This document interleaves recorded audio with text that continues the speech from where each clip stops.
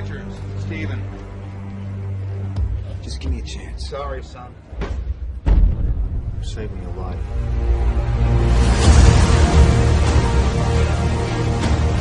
General Patton has said that wars are fought with weapons, but they are won by men. This is a commentary about the movie Captain America, the First Avenger, for educational purposes only. Okay. Now, within the beginning of this trailer, we start off with a male, and his body anatomy is not fit for the army, basically. And so he ends up being looked down upon. This boy has a lot of heart or will, if you want to call it that. And so basically, with this will, that will doesn't, he doesn't stop his dream of being a soldier in the army. This is a case where when we see our body smaller than others, there is actually judgment going on right there. And so having a belief that if my body is smaller than maybe a bodybuilder's body, then I am not strong. And if my body is like a bodybuilder's body, then I am strong. So there's judgment, and there is also a belief underlying all this. And so putting my shoes in his shoes, I would see that I would have this within me. And so my my view about myself is defined by those. And so I would see myself less than others, and I would fear others who are bigger than me.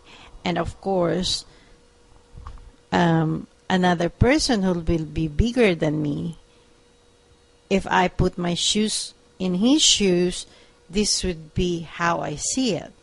Okay, I'm bigger than you, and then you are smaller than me. Judgment. The belief is I am stronger than you because I have a big body.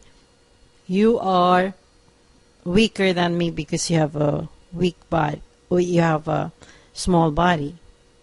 So then, from that, I will have to gather a lot of strength within me and say, I will beat you up.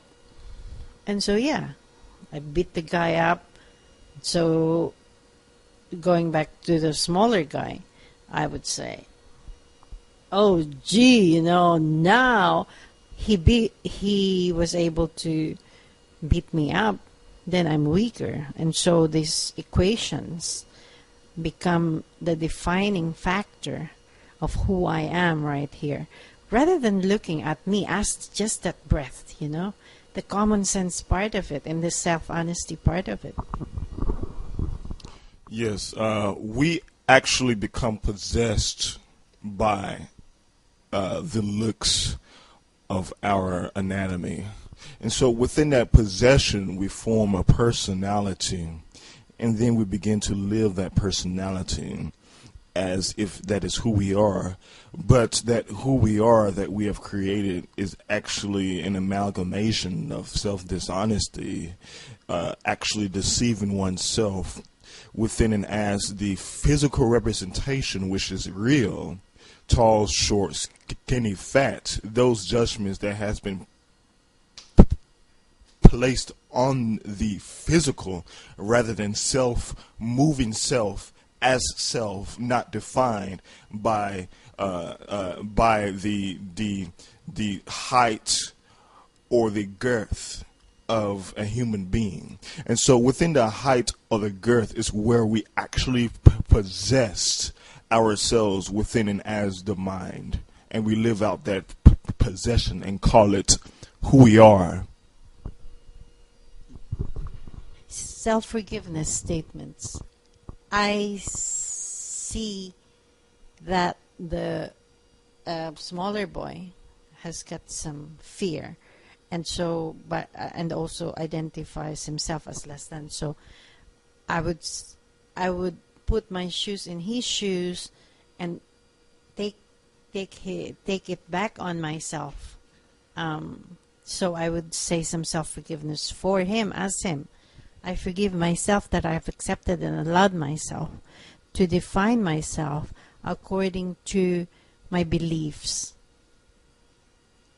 Specifically, my belief that if I am smaller, I am weaker. And if I am bigger, I am stronger. I forgive myself that I've accepted and allowed myself to judge myself as less than others, and therefore less than myself. And so wants to be more than others, and therefore more than myself, rather than realize I am the breath here in every moment.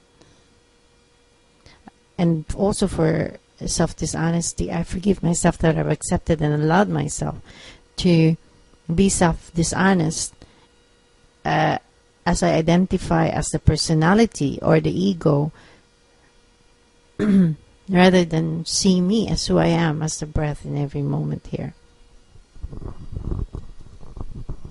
All right, yeah, so the point is to actually undefine self within and as this polarity of I am this and I am that according to the structure of my physical anatomy.